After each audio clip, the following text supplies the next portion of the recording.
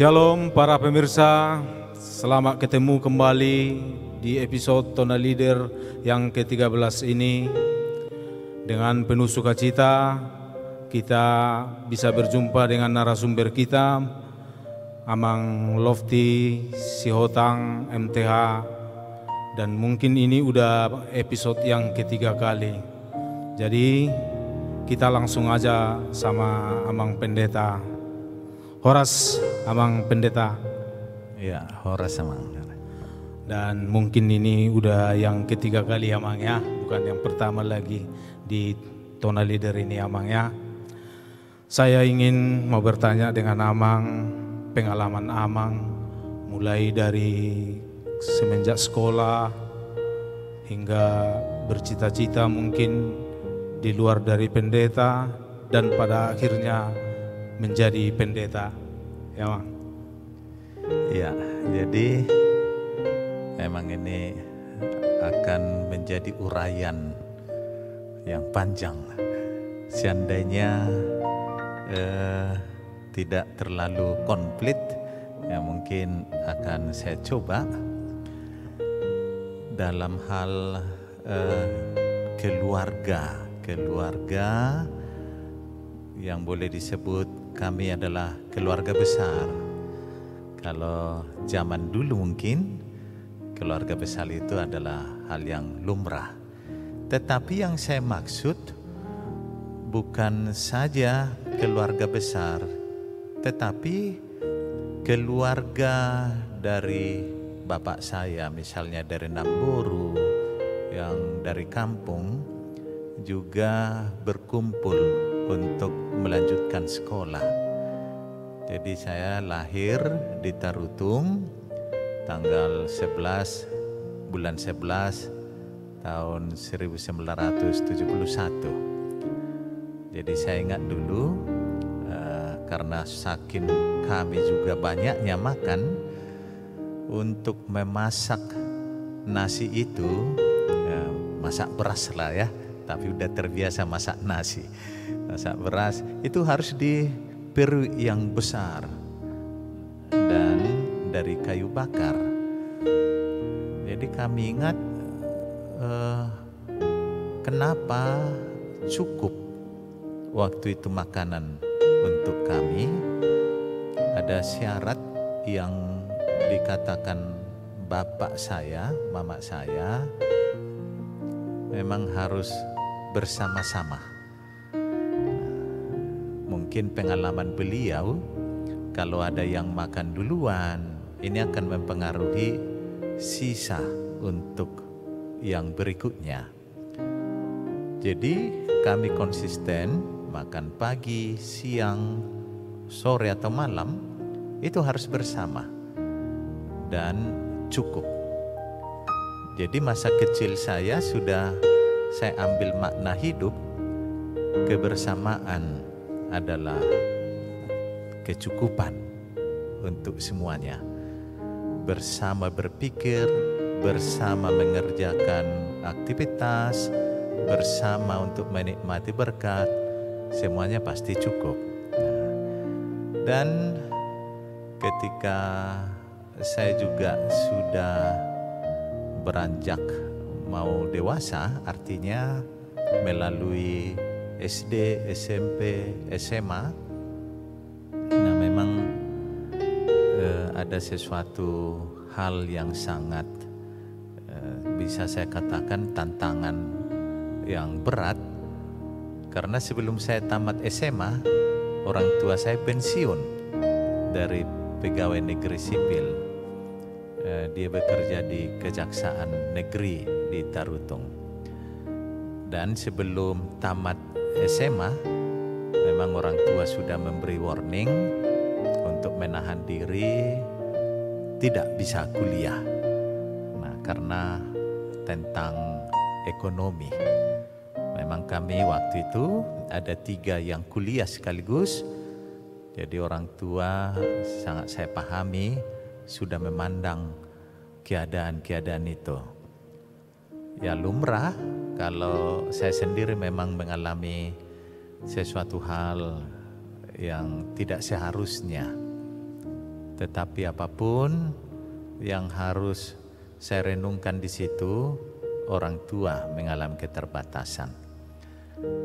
Maka ketika tamat SMA, seperti itu keadaannya, ya memang tidak bisa kuliah dan mencoba untuk mencari pekerjaan.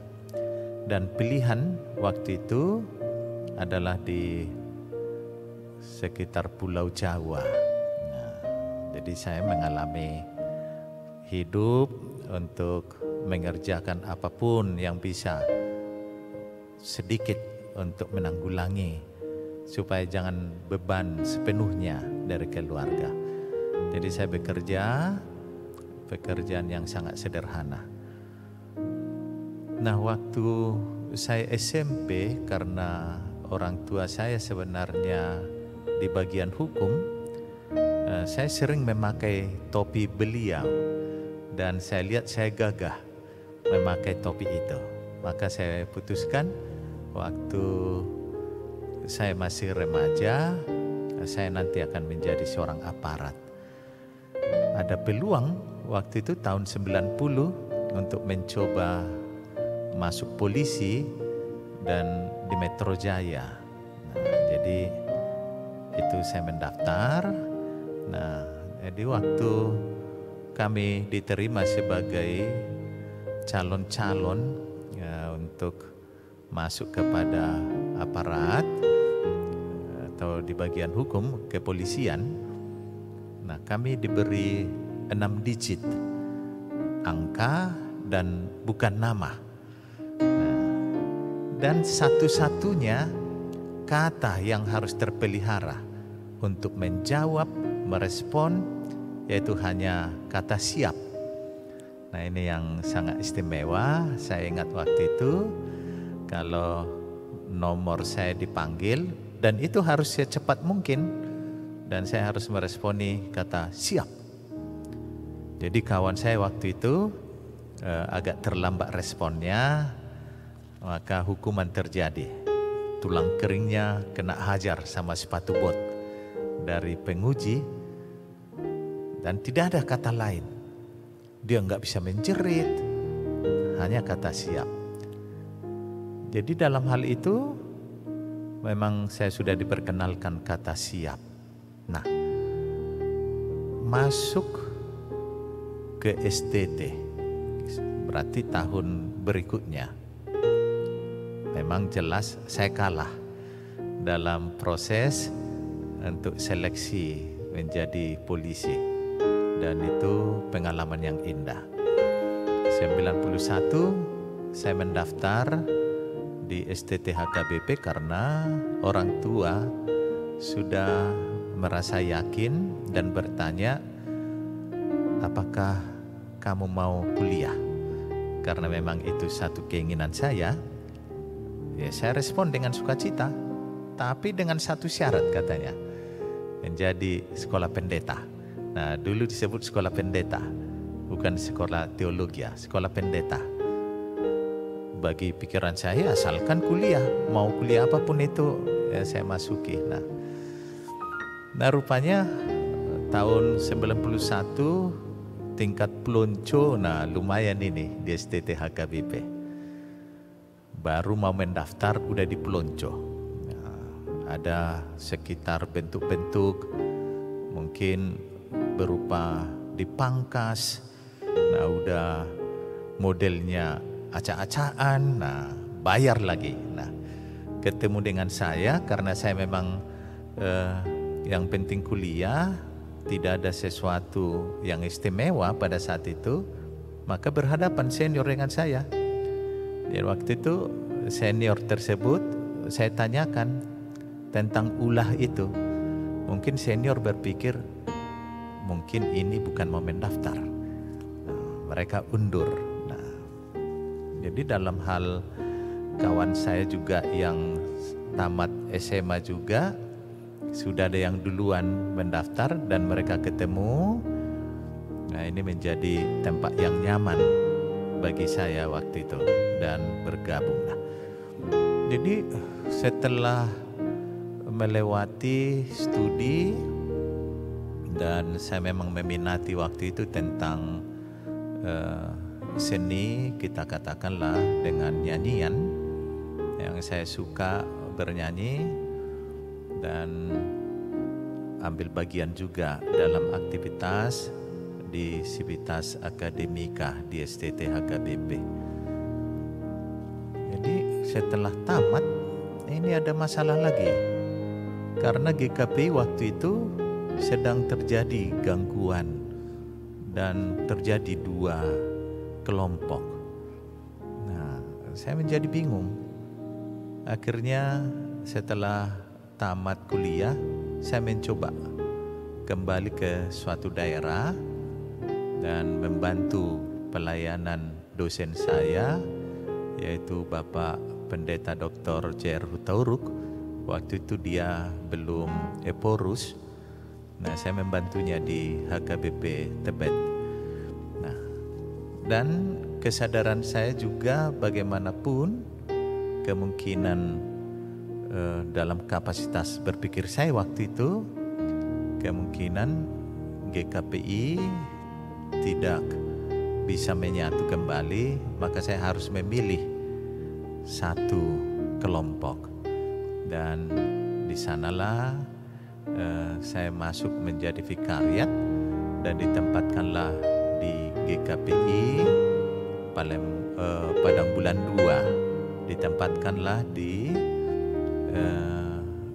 ini yang di Jalan Setiabudi, GKP Parsaran Nauli tahun 98. Jadi kalau saya tidak lupa, waktu itu adalah sekitar Desember 1998, dan di bulan Mei saya ditabiskan menjadi pendeta GKPI, yaitu Mei 1999.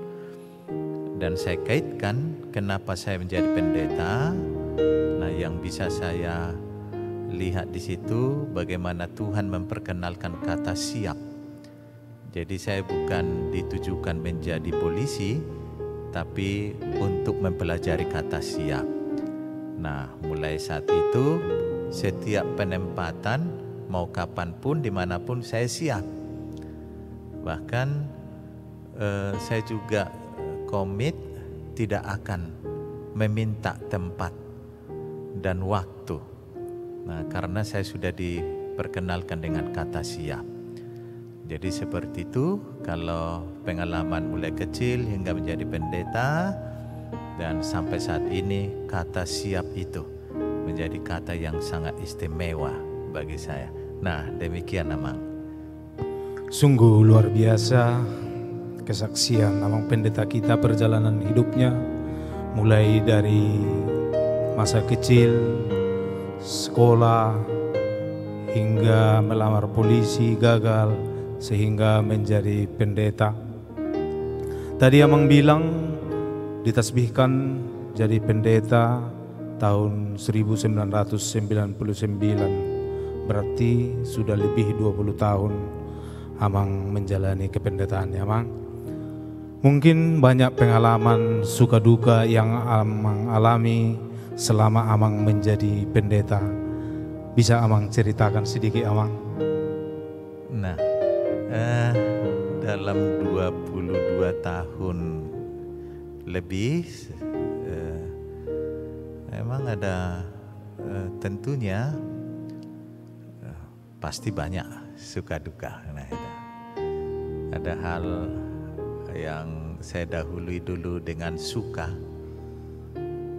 Saya terberkati menjadi pendeta GKPI dan bermarga Sihotang.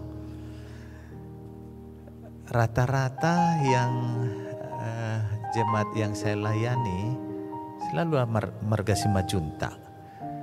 Jadi bagaimanapun kerasnya marga Simajuntak di dalam satu gereja yang saya layani, nah memang marga Simajuntak, saya bukan mau membuat sesuatu ya yang membuat kabur hubungan itu, hanya saya lihat satu keunikan hubungan Simajuntak dengan marga Sihotan. Karena Buru Sihotan yang melahirkan Simajuntak, dan saya tidak membeda-bedakan hal itu. Nah, mereka selalu ingat itu. Nah, jadi kalau ada suatu persoalan di dalam satu jemaat yang akan saya layani, terjadi misalnya diskomunikasi atau sedikit dinamika di dalam jemaat itu, kalau ada dari bahagian itu marga Simajuntak, nah pasti menjadi satu akses untuk menerima hal yang baik. Nah, itu sukanya dari segi margaisme ya. Dari sukanya hampir saya selalu menikmati indahnya berjemaat, karena saya memang menganut bergereja itu dengan ikogeni, kata orang Yunani, atau keluarga, bahkan bersahabat. Nah, sehingga kalau pendekatan-pendekatan dalam segi pelayanan, memang saya coba masuk dalam keluarga, apakah itu pendekatan dari marga dan yang lainnya. Artinya saya sangat bangga kalau semakin banyak orang yang saya kenal, bahkan kalau bisa saya layani. Jadi hal itu bersambut baik dengan jemaat. Nah, ini sukanya. Nah, sampai-sampai saya menemukan jemaat itu memberikan apa yang layak dia berikan, bahkan tidak hitung-hitungan, apakah itu berupa materi atau jasa dan yang lainnya. Nah, saya luar biasa. Nah, kalau disebut duka, mungkin ada dua bagian duka ini. Kehilangan sahabat, karena setiap perpisahan, nah saya tidak tahu nanti di jemaat yang berbeda setiap perpisahan itu apakah sesuatu hal yang sangat bermakna perpisahan, walaupun sebenarnya tetap aja di GKPI, tapi perpindahan itu, mutasi itu seolah-olah perpisahan. Nah, itu mungkin saya kategorikan juga dari duka, tapi bukan duka yang menyakiti hati, melukai hati, bukan. Nah, tapi ada keharuan maksud saya. Dan unsur duka yang berikutnya mungkin ya ketemu dengan yang tidak mau bersahabat, bahkan tidak mau untuk membuktikan kebersamaan itu, walaupun itu hanya 1 dan 2 orang, tapi itu saya rasakan karena maunya ya, semua bisa saling berterima atas kekurangan-kekurangan dari seorang pelayan. Makanya Paulus juga selalu sering mengatakan itu, dari semua orang berdosa, akulah yang paling berdosa. Nah, jadi saya juga sangat memaknai hal itu, karena demikian harus dikerjakan oleh pelayan. Nah, memang kalau disebut suka duka, ya, jadi Tuhan memberi kesempatan bagi saya untuk membuktikan bahwa firman itu benar. Ada beberapa kisah sebenarnya dalam pelayanan, apakah pelayanan penyembuhan, pengusiran roh setan atau roh jahat, atau juga berdoa untuk orang-orang yang sudah mendekati ajal. Nah, memang Tuhan memberikan satu hikmat. Ada beberapa yang bisa saya langsung merasakan bahwa seseorang itu akan berakhir. Nah, jadi kalau duka juga kehilangan sahabat pendeta, seperti akhir-akhir ini saya kehilangan sahabat, yaitu almarhum pendeta Arlinton Nenggolan, dan Tuhan memberi waktu bagi saya untuk mendoakannya. Dan berikutnya saya berkata kepada para penatua GKPI Medan Kota, kita pulang karena dia juga akan meninggal kalau kita pulang. Memang ada seperti itu, saya terjemahkan. Kalau seseorang mau meninggal, kalau masih di situ sahabatnya, dia nggak mau pergi-pergi. Nah, jadi waktu itu saya ambil statement, kita pulang saja. Nah, ketika kami pulang, almarhum tersebut langsung mengakhiri kisah hidupnya di dunia ini, karena demikian Tuhan telah menetapkan. Jadi kalau suka duka tentu masih banyak, nah tapi sekitar itulah. Luar biasa Amang, suka duka selama pelayanan jadi pendeta. Saya tertarik dengan pengalaman pelayanan Amang. Tapi boleh saya bertanya dengan Amang, pengertian pelayanan? Terlebih saya juga seorang penetua Amang. Jadi untuk pelajaran kami sebagai penetua di gereja GKPI seluruh Indonesia, tolong Amang berikan sedikit pengertian ataupun penjelasan yang lebih mendalam tentang pelayanan ini Amang. Terima kasih Amang. Iya, memang itu yang saya kerjakan, bukan saja untuk calon penatua, tapi kepada calon-calon mahasiswa teologi ya.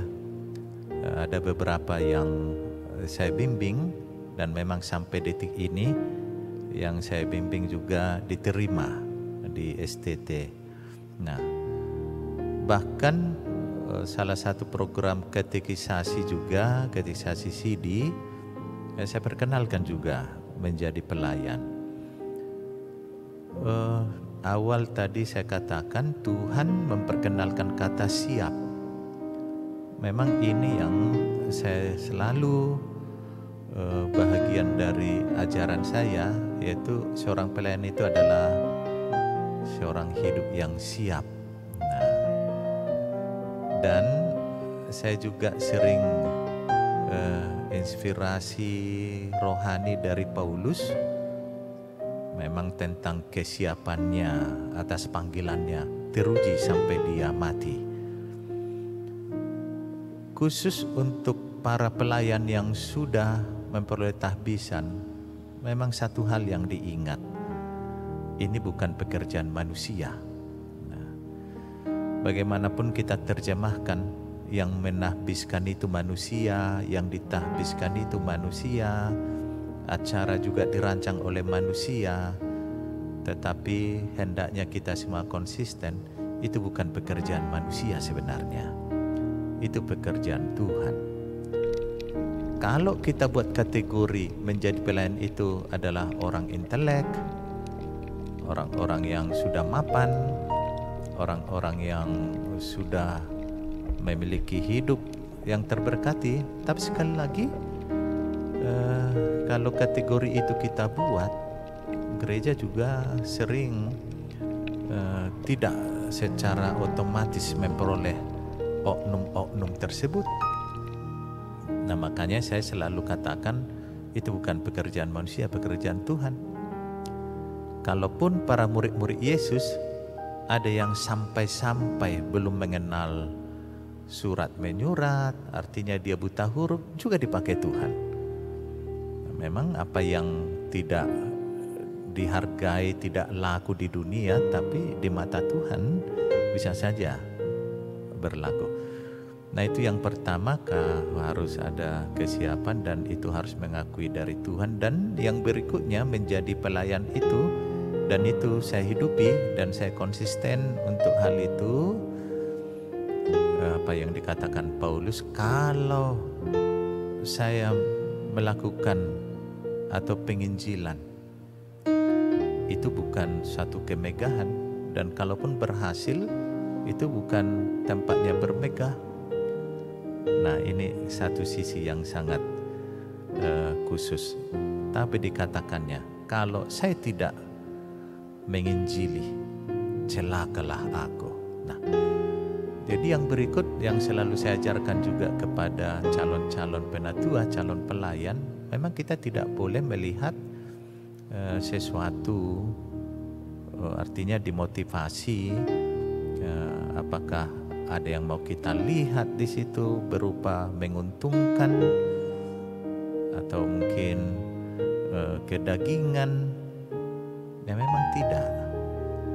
Dan harus tetap rendah hati, ini lagi yang unsur yang penting. Karena suatu saat kita akan merasa puas atas pelayanan kita kerjakan. Nah, hati-hati, si iblis juga masuk dalam unsur itu, akan mengajak kita melihat diri kita, dan itulah yang membuat kita sombong, tinggi hati. Nah, dan itu harus hati-hati. Jadi dalam hal kita rendah hati, kita tidak pernah terpancing untuk merindukan suatu pujian, suatu pujaan. Nah, tetapi sebaliknya ya, kalau kita direndahkan, ya memang kalau kita rendah hati pada dasarnya sudah rendah, sebenarnya nggak ada masalah. Dan itu memang saya konsisten. Dan kalau saya ikuti pengalaman-pengalaman bagaimana mungkin bertubi-tubi, kata-kata yang tidak layak, penilaian yang sangat pahit. Nah, tapi kalau memang kita konsisten, nah ini akan menjadi hal yang indah. Dan saya juga rindu seperti Petrus, murid-murid Yesus yang lainnya juga rindu untuk merasakan penderitaan Yesus. Jadi pesan saya kepada pelayan semua, harus merindukan penderitaan yang dirasakan Yesus supaya bisa kita rasakan kemuliaannya itu. Nah, demikian Amang. Terima kasih Amang, luar biasa. Jadi pesan yang paling mendalam yang disampaikan Amang Pendeta untuk setiap pelayan gereja, tetaplah rendah hati. Oke Amang, karena kami tahu Amang adalah, dan tadi pun Amang di awal-awal dibilang Amang suka bernyanyi. Coba kita break sebentar, kita dengarkan dulu nyanyian satu lagu dari Amang Pendeta kita, Lofty Sihotang.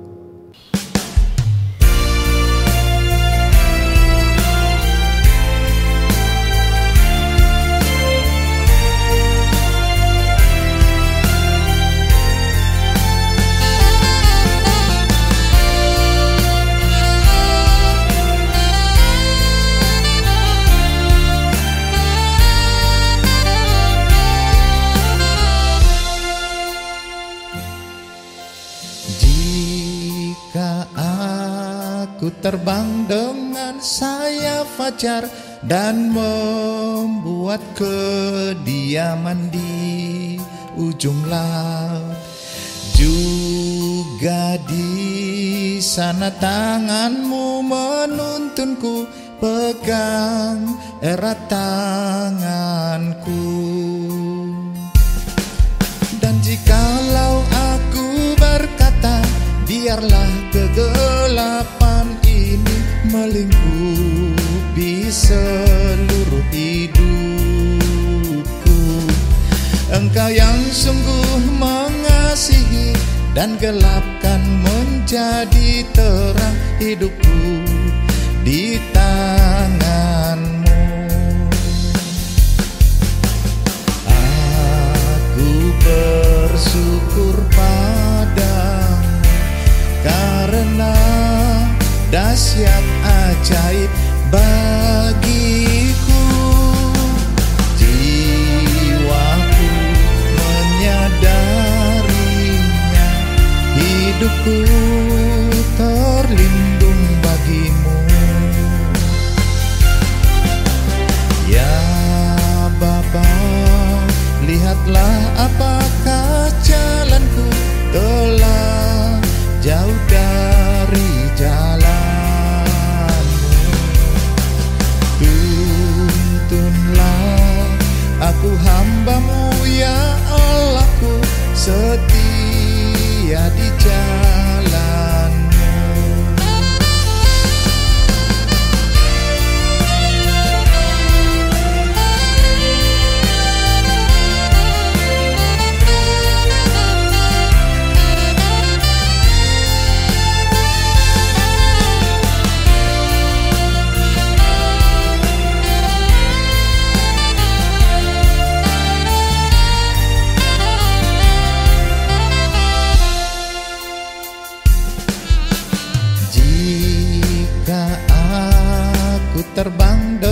bagaikan sayap fajar dan membuat kediaman di ujung laut.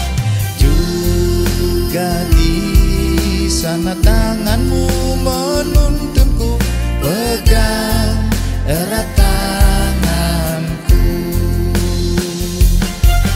Dan jikalau aku berkata, biarlah kegelapan ini melingkupi seluruh hidupku, Engkau yang sungguh mengasihi dan gelapkan menjadi terang hidupku di tangan-Mu. Aku bersyukur padamu karena dahsyat ajaib bagiku. Jiwaku menyadarinya, hidupku terlindung bagimu. Ya Bapa, lihatlah apakah jalanku telah jauh dari jalan-Mu. Tuntunlah aku hamba-Mu, ya Allahku, setia di jalan-Mu, setia di jalan-Mu.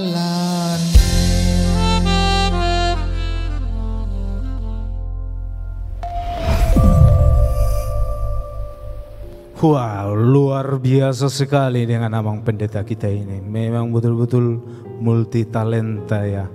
Bernyanyi juga bisa, mencipta lagu juga bisa. Oke, kita kembali dengan Amang Pendeta Lofty Sihotang. Tadi dari awal kita cerita Amang, pelayanan Amang berjemaat sudah 22 tahun.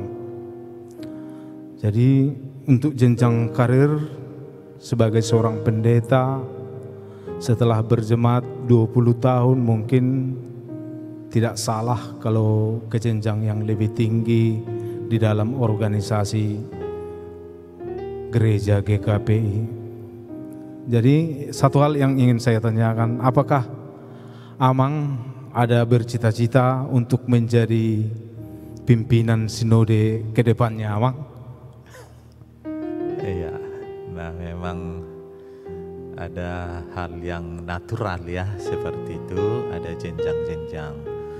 Nah, kalau saya memang pernah mencoba dalam percaturan itu, tetapi saya hanya mencoba, yaitu untuk periode 2020-2025. Nah, memang tidak ada yang memilih dengan angka yang signifikan, tidak ada.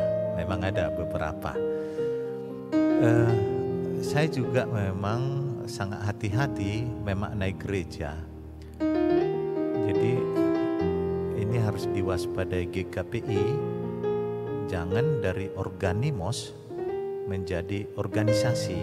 Nah, kalau gereja bergeser dari organimos ke organisasi, itu artinya akan ada perebutan-perebutan jabatan. Padahal pertanyaan kepada Petrus dari Yesus, apakah engkau mengasihiku? Maka Petrus menjawab, dia mengasihi. Tetapi yang mau kita gali, kita maknai berulang-ulang, respon Yesus terhadap kasih itu adalah, gembalakanlah domba-dombaku. Nah, selama GKPI organimos, mungkin pesan itu akan tetap bergema. Tapi kalau sudah organisasi, mungkin bukan gembalakanlah domba-dombaku, mungkin bukan itu lagi. Kulitilah domba-dombaku, mungkin seperti itu yang terjadi. Karena domba hanya diperkenankan untuk mencukur bulunya. Nah, demikian mungkin filosofi dari kawan-kawan penginjil zaman dulu. dan selalu dilarang, tapi jangan kuliti. Nah, artinya kita nggak boleh lebih dari sekedar untuk menerima dari buah pelayanan itu. Nah, sementara kalau yang harus diwaspadai, kalau menjadi organisasi atau pimpinan sinode lah dulu yang mau kita katakan menjadi perebutan yang luar biasa. Saya juga sungguh sudah senang kalau masih dipercayakan jemaat menjadi pelayan. Apakah hanya sekedar di jemaat dan tidak sampai ke kantor sinode, saya juga sudah sangat senang.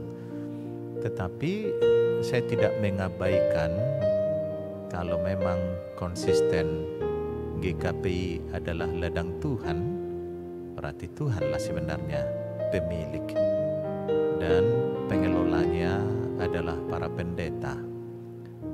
Nah, kalau saya menginginkan menjadi pimpinan sinode dan saya akan men-setting semua dan mengatur semua, pasti saya lupa sebenarnya GKPI itu milik siapa. Nah, tapi ya kalau pemilik tadi, yaitu Tuhan ya tentunya, menginginkan siapa yang mau dipakainya, itu tidak tertutup kemungkinan. Tetapi untuk cara teknis sekalipun berhasil dilakukan oleh seseorang menjadi pimpinan di dalam gereja tertentu, kalaupun seolah-olah berhasil, tapi saya tidak akan melakukan hal itu. Ya, saya akan membuktikan. Soalnya kan tidak ada yang salah, Mang ya. Sekiranya kita tidak pernah menjadi pimpinan sinode, kan tidak ada yang salah di situ. Dan saya pernah memang menuliskan satu lagu, tiada yang hilang. Nah, itu respon saya atas tidak terpilihnya salah satu untuk duduk atau menjabatlah dulu dalam bahasa sehari-harinya di kantor sinode. Tiada ada yang hilang karena tidak ada yang saya korbankan di situ. Jadi harus konsisten terus, tapi itu memang saya sendiri. Seandainya masih dipercayakan untuk menjadi mengembalakan, itu bukti saya mengasihi Tuhan. Nah, demikian, Amang. Sungguh luar biasa, Amang. Berarti intinya yang bisa saya tanggapi, kalau Tuhan berkehendak, berarti Amang siap. Ya, begitu ya, Amang. Tadi Amang singgung tentang nyanyian dan lagu. Mungkin banyak juga lagu yang diciptakan Amang, baik juga lagu-lagu rohani lain yang Amang suka nyanyikan. Begitu juga kalau ada pertemuan-pertemuan dengan lagu-lagu dunia lah istilahnya. Boleh tahu Amang yang mana lagu rohani yang paling Amang favorit, yang paling Amang suka, dan mana lagu ciptaan Amang yang paling Amang sukai, dan mana lagu duniawi yang paling Amang sukai. Terima kasih Amang. Iya, memang kalau disebut lagu duniawi, memang terasa liriknya, tujuannya adalah hal unsur duniawi. Memang saya konsisten di situ, tidak akan mungkin menyanyikan lagu itu, tapi lagu umum belum tentu duniawi. Ya, karena lagu umum itu saya suka temanya misalnya alam, mungkin tentang cinta, mungkin tentang keluarga. Nah, itu bukan kategori lagu rohani. Nah, saya suka. Dan waktu ada banyak waktu untuk menyanyikan lagu-lagu umum, ya memang saya sangat suka kepada ciptaan-ciptaan Katon Bagaskara. Nah, dulu mereka sebut itu grupnya Club Project. Nah, jadi waktu banyak kesempatan untuk mendengar dan menyanyikan, dan bagaimanapun sulitnya melodinya, memang saya bisa mengikutinya. Nah, itu karena tema-tema dari lagu-lagu mereka yaitu tentang alam, tentang cinta, ya, tentang keluarga, dan tidak ada lagu yang disebut kategori tanda kutip lagu duniawi.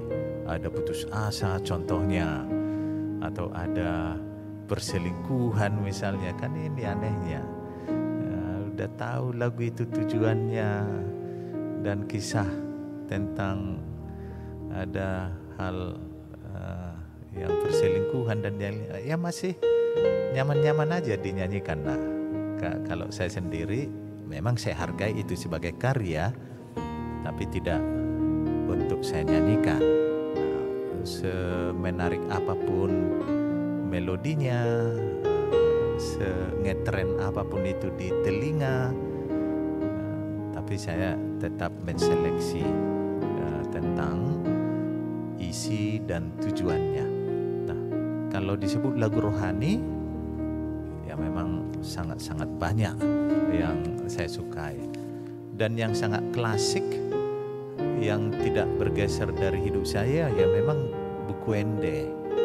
Nah, buku Ende, dan ada juga yang diterjemahkan itu ke bahasa Indonesia yang di dalam Kidung Jemaat atau pelengkap Kidung Jemaat. Nah, kalau mungkin ditanya salah satunya, ya sangat sulit untuk membuat satu.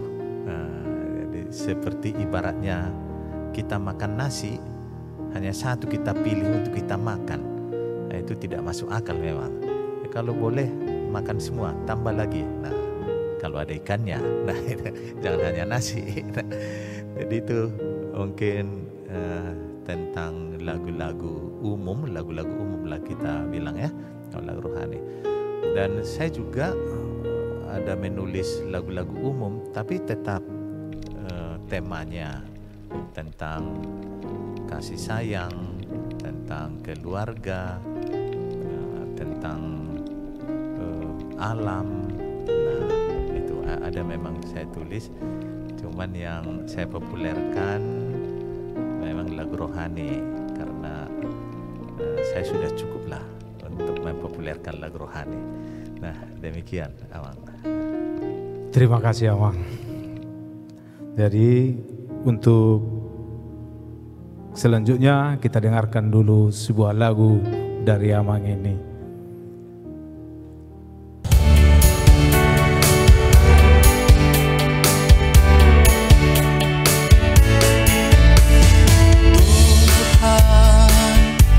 Telah memanggil umatnya, datanglah menghampirinya, dan buka hatimu,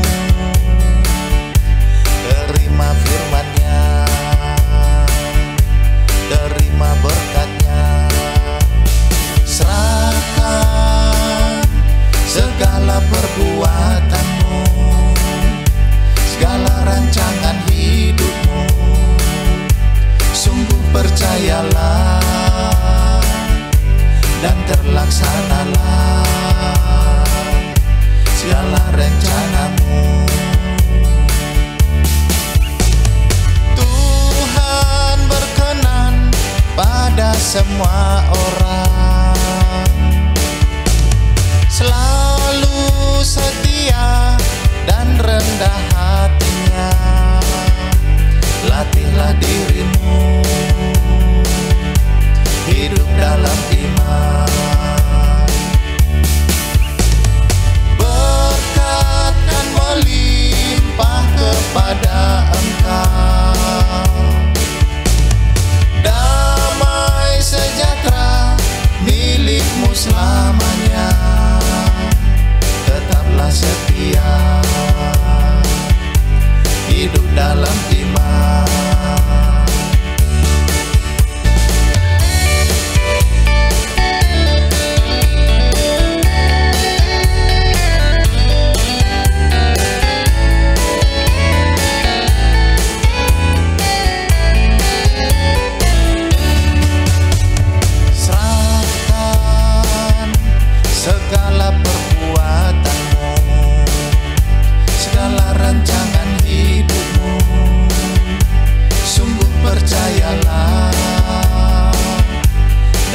laksanalah segala rencanamu. Tuhan berkenan pada semua orang, selalu setia dan rendah hatinya. Latihlah dirimu hidup dalam iman.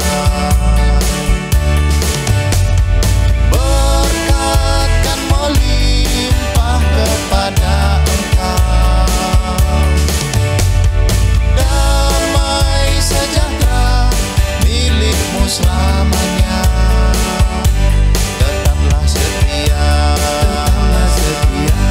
hidup dalam iman, hidup dalam iman. Tetaplah setia, hidup dalam iman.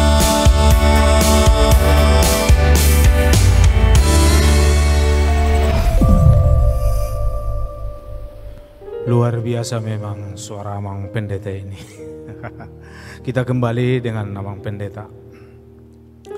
Amang, selama Amang menjadi pelayan ataupun menjadi pendeta, mungkin salah satu dari ayat dari Alkitab, mungkin ada ayat favorit Amang. Bisa kami tahu itu Amang lewat Tona Leader ini? Memang dalam perjalanan hidup sebagai pelayan dan diawali dengan kata siap yang diperkenalkan sebelum saya di teologi ya, ini membuahkan satu firman yang saya temukan menginspirasi dalam hidup saya. Memang ya tentu semua firman Tuhan itu ya, tapi karena ada satu yang menggugah dalam kesiapan saya sebagai pelayan, yaitu dari 1 Korintus 16 ayat 14. Jadi dikatakan seperti ini, panta ta ergaimon askinontai en agapi, itu dalam bahasa Yunani. Lakukanlah segala pekerjaanmu dalam kasih. Memang ini Paulus mengatakan bahwa kalau kita bekerja melakukannya, memang kita sudah di dalam kasih. Saya juga merasakan firman ini artinya bukan soal berhasil atau gagal apa yang kita kerjakan, tapi kalau kita sudah di dalam kasih, resiko yang kita kerjakan pasti akan kita terima dengan sukacita. Apakah itu tidak dihargai atau dihargai? Apakah itu dinilai satu kekonyolan atau dinilai dengan sukacita? Apakah itu dinilai hal omong kosong atau sebaliknya dinilai dengan hal yang sangat penuh berkat? Nah, kalau sudah di dalam kasih, kita tidak terjebak dalam pelayanan-pelayanan yang kita kerjakan. Memang ini yang saya terus hidupi, dan bukan saja sebenarnya pekerjaan besar, hal-hal kecil juga. Karena saya sering mengajarkan kepada anak-anak muda kita, nah ini diingat juga, sukses itu adalah mengerjakan hal biasa dengan luar biasa. Nah, jadi jangan kalah semangat ya para pemuda di sini. Nah, itu nats yang menginspirasi, tapi bukan mengabaikan firman-firman yang lain. Karena kalau disebut khotbah di bukit, nah itu bahkan ajaran saya kepada katekisai CD itu harus menghafal 8 ucapan berbahagia, dan tentu semua.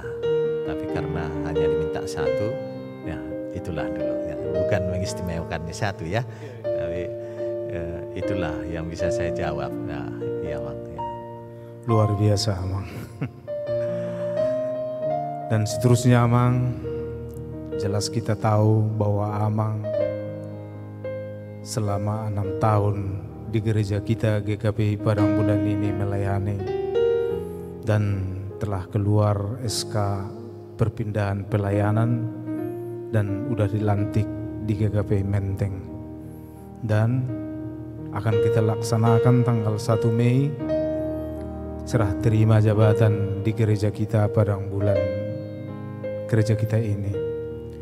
Saya ingin tahu Amang, selama 6 tahun Amang di gereja GKPI Padang Bulan ini, saya rasa seperti pertanyaan yang pertama tadi, banyak suka dan duka yang Amang alami.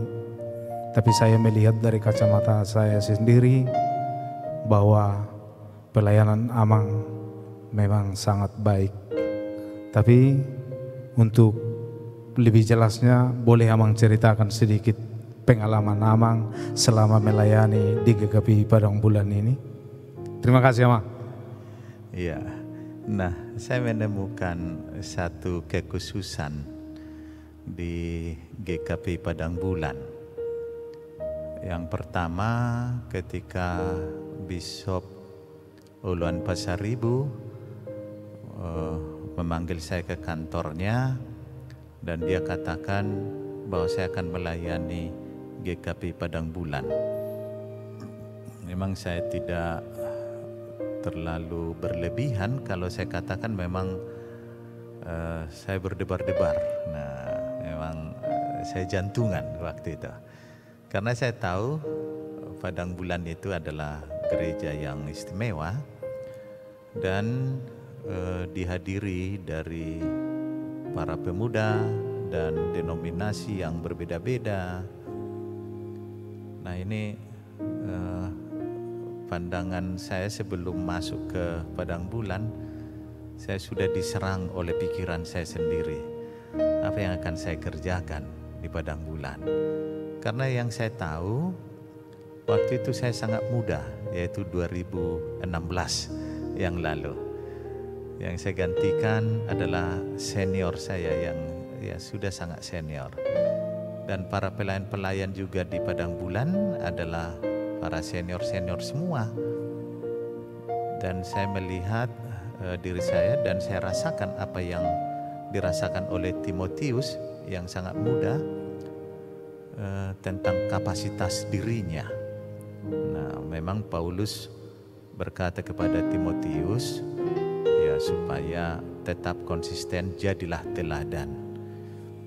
Nah, memang saya dikuatkan dengan satu prinsip, ya siap melayani, karena memang itu menginspirasi terus kata siap itu, tapi dengan tidak melupakan apa yang terjadi sebenarnya dalam diri saya, yaitu sejuta pertanyaan apa yang bisa saya kerjakan. Nah, ternyata jemaat Padang Bulan itu semua baik-baik, luar biasa dan sangat bersahabat. Dan para pemuda yang bergereja juga luar biasa, membuka diri, membuka hati untuk saya layani. Ada kisah-kisah yang saya kerjakan bahwa selama 6 tahun di GKP Padang Bulan, memang Tuhan memberi hikmat sehingga pelayanan-pelayanan yang belum pernah saya layani ada di Padang Bulan. Misalnya pengusiran roh jahat. Nah, memang saya belum pernah mengerjakan ini, kecuali kami pernah mahasiswa dulu melakukan itu di satu tempat yang kategori masih kuat okultisme, tapi itu sudah sangat lama, tahun 90-an. Dan 2016 ada 1-2 orang, bahkan kalau jumlahnya semua ada 10 orang lebih. Dan Tuhan memberikan hikmat kuasanya untuk saya buktikan bahwa pesan Yesus asalkan di dalam namanya. Nah, kita dapat melakukan pelayanan-pelayanan bahkan kesulitan apapun. Dan saya juga senang di Padang Bulan karena ternyata yang bergereja itu ada yang belum yang dikategorikan sebagai pengikut Yesus. Nah, saya selalu didatangi mereka dan membuka diri, mempersiapkan diri untuk dibaptis dari berbagai suku, bahkan negara asing. Nah, ini hal yang luar biasa. Dan di GKP Padang Bulan juga saya dipercayakan melayani orang asing itu, apakah menikah dan dibaptis atau juga baptisan dewasa ya. Kalau di GKPI baptisan dewasa berarti sudah include dia naik sini. Nah, ada banyak yang sangat istimewa, para pemuda yang mau berkarya, termasuk ini ya, dalam era pandemi ada cover-cover, konten Tona Leader, ini semua karya dari anak-anak muda. Dan saya senang terlibat dalam pelayanan yang seluas-luasnya. Bahkan saya juga karena penikmat lagu, nyanyian, musik, 2 kali pemuda kita mengikuti BICF ya, Bali International Choir Festival. Nah, jadi ada banyak keistimewaan di dalam Padang Bulan ini. Nah, kalau kesulitan atau duka, barangkali saya kategorikan itu hanya sebuah dinamika. Dan 2020 yang lampau ya memang saya melihat buah pelayanan itu ketika terjadi periodisasi, Tuhan memberi kesejukan, tidak membuahkan sesuatu yang seperti pengalaman-pengalaman mungkin dalam dinamika periodisasi itu menjadi hal yang menyakiti satu dan lain hal. Nah, kalau saya ceritakan mungkin 6 tahun, wah ini enggak habis-habisnya kita bercerita ini. Nah, jadi saya juga sangat senang bisa mengikuti jenjang pendidikan. Nah, karena hal itu memang sangat berpeluang dan dibantu oleh gereja kita. Nah, saya bisa menerima gelar S2 dari bantuan pendidikan dari GKPI Padang Bulan. Dan saat ini untuk sebentar lagi menyelesaikan S3, nah juga bantuan dari GKP Padang Bulan. Kalaupun tidak selesai, tapi saya akan mengingat bagaimana bantuan ini sangat menolong. Nah, jadi kalau begitu banyak yang indah, bagaimana mungkin saya rasakan lagi hal yang kurang? Nah, karena memang 1 minggu kemarau akan usai hanya karena 1 hari hujan. Nah, ini hujannya yang banyak, kemaraunya sedikit, ya pasti tidak menjadi satu hal yang mengganggu. Nah, terlebih karena saya juga sering mengajarkan kepada jemaat, keindahan hidup adalah karena kita bisa mengampuni. Nah, kekuatan hidup karena kita bisa saling bersahabat. Nah, nikmatnya hidup karena memang kita melakukan apa yang Tuhan inginkan. Nah, jadi kepada seluruh jemaat GKP Padang Bulan dan seluruh umat yang bergereja di GKP Padang Bulan. Apapun tindakan yang kurang berkenan dari saya secara pribadi, saya mohon maaf atas hal itu, dan biarlah nama Tuhan yang kita muliakan. Jadi 2016 bulan Mei, 6 tahun yang lewat, saya diterima dengan baik, dan bulan Mei 2022 saya akan berakhir pelayanannya di GKP Padang Bulan ini, dan seresok tentunya juga akan berjalan dengan baik. Jadi sekali lagi mohon maaf atas segala kekurangan saya, dan sekaligus saya mohon doa supaya di tempat pelayanan yang baru tentu akan berbeda situasi, berbeda juga dinamikanya. Tapi untungnya Tuhan tidak berbeda, mau di Medan, mau di luar Medan. Jadi demikian yang bisa saya sampaikan kepada kita semua, dan biarlah nama Yesus yang tetap kita muliakan. Sangat luar biasa sekali Amang. Terima kasih Amang. Ada sedikit lagi Amang, sebelum mengakhiri acara kita ini, ada sedikit hal lagi yang ingin saya tanyakan dengan Amang. Yaitu tentang tonal leader ini Amang. Dari awal kita sama-samanya di tonal leader ini saja, saya selama ini di balik layar dan baru ini tampil di depan kamera. Saya ingin tahu bagaimana pandangan Amang ke depannya tonal leader ini Amang, di sepeninggalan Amang di gereja Padang Bulan ini. Terima kasih Amang.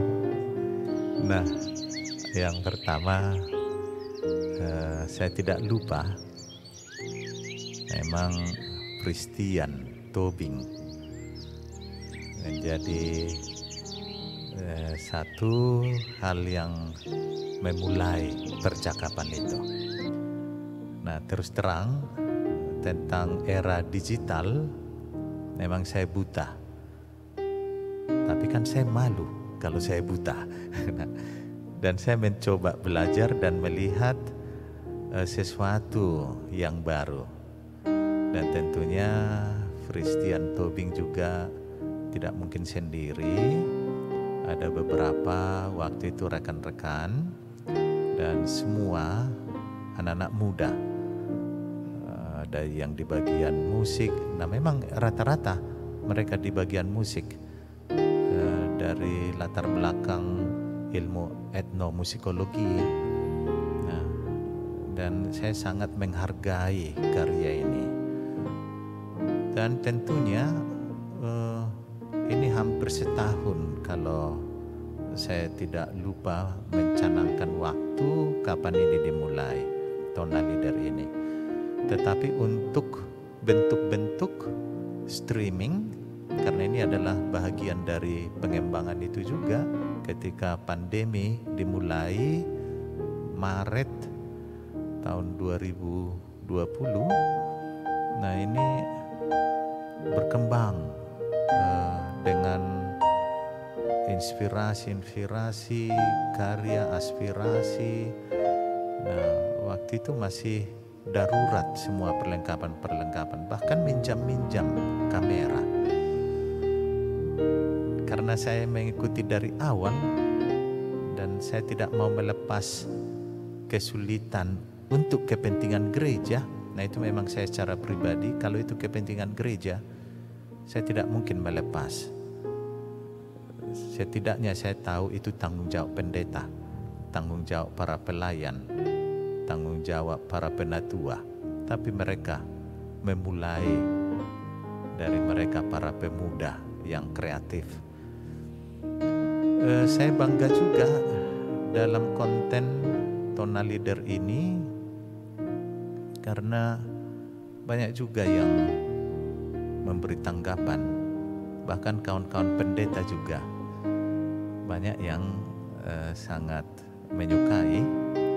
Dan ketika hari Minggu tanggal 24 April yang lalu saya setelah terima jabatan pendeta resort di Jaya 2, yaitu di GKPI Menteng, Jakarta, itu juga bahagian perbincangan dari kawan-kawan pendeta.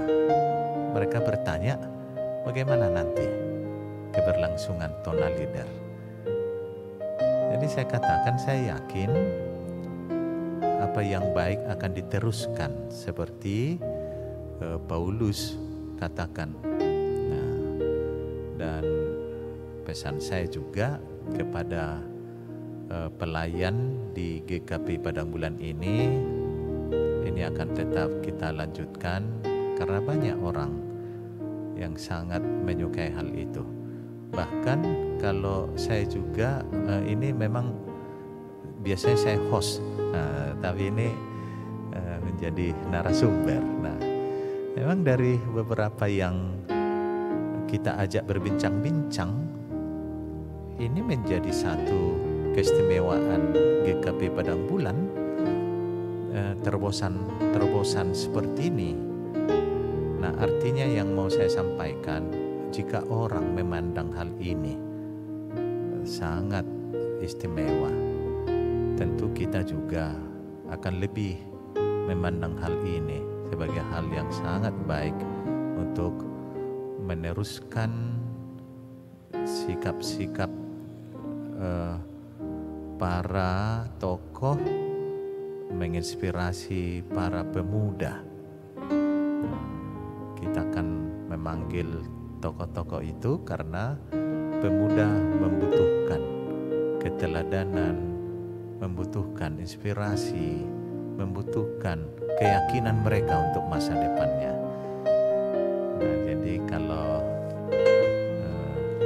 pesan dan kesan saya, memang tonal leader adalah murni GKPI Padang Bulan. Di sini tidak ada personifikasi atau subjektivitas, tidak. Tapi bagaimana GKPI Padang Bulan untuk menerobos tentang generasi milenial atau juga zaman digital, bisa sampai komunikasi pada mereka. Dan pesan itu juga adalah harus berbasis spiritualitas. Jadi tetap dilanjutkan dan Tuhan Yesus memberkati tonal leader. Terima kasih Amang atas doanya, dan harapan kami pun tetapnya berlangsung tonal leader ini di sepeninggalan Amang di gereja GKPI Padang Bulan ini. Terima kasih Amang, kami ucapkan dengan kami tim dari bisa dipotong nanti kan? Terima kasih Amang atas waktu yang Amang berikan di acara tonal leader ini. Kami tim dari tonal leader mengucapkan selamat jalan di tempat pelayanan yang baru, dan mohon tetap Amang membawakan kami ke doa-doa Amang agar kami tetap bisa melayani lewat tonal leader ini. Terima kasih Amang. Dan untuk pemirsa dan begitu juga dengan untuk pelayan gereja sekalian semua, jadilah pelayan yang siap. Kesiapan adalah menjawab setiap perjalanan hidup sebagai pelayan. Bukan saja hal yang pahit, bahkan yang manis juga. Terima kasih, shalom, Tuhan memberkati.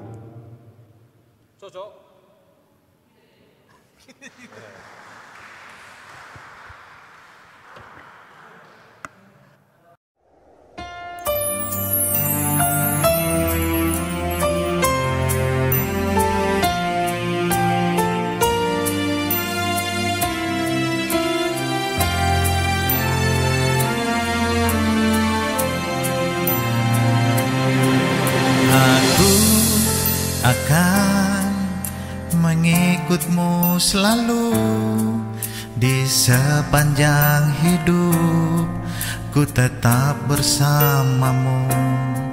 Meski apapun yang kan terjadi, aku tidak akan goyah. Aku akan mengikutmu selalu di sepanjang hidup. Ku tetap bersamamu. Meski apapun yang kan terjadi, aku tidak akan goyah.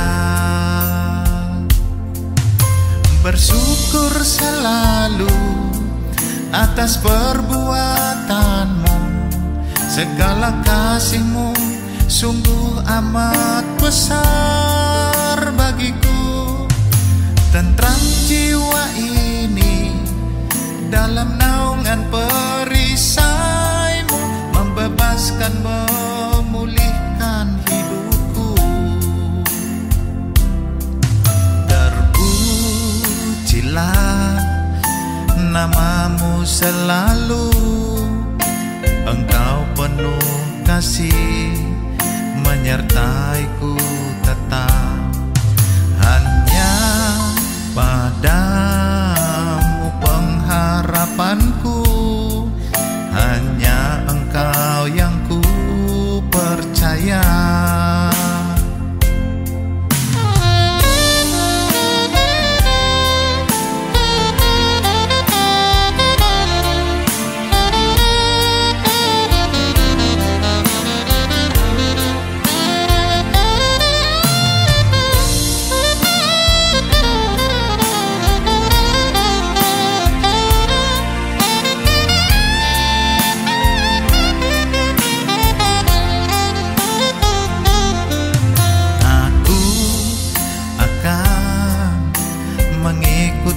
Selalu di sepanjang hidup, ku tetap bersamamu.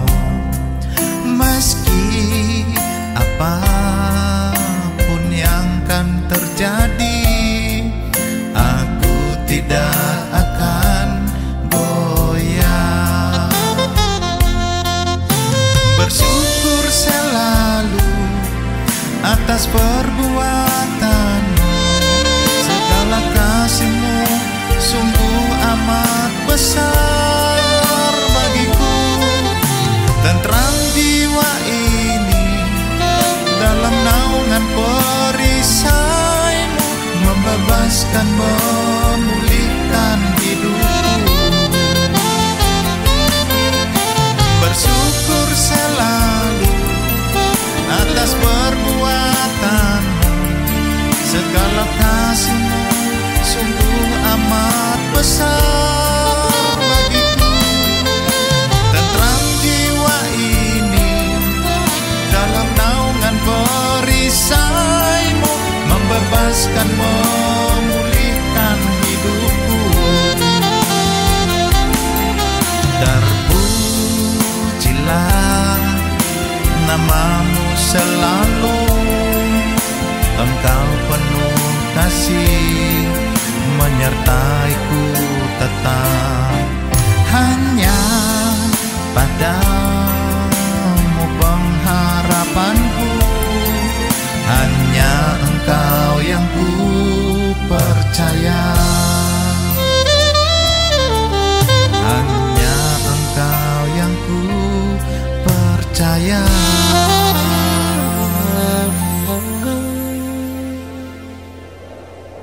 Tuhan memberkati engkau dan melindungi engkau.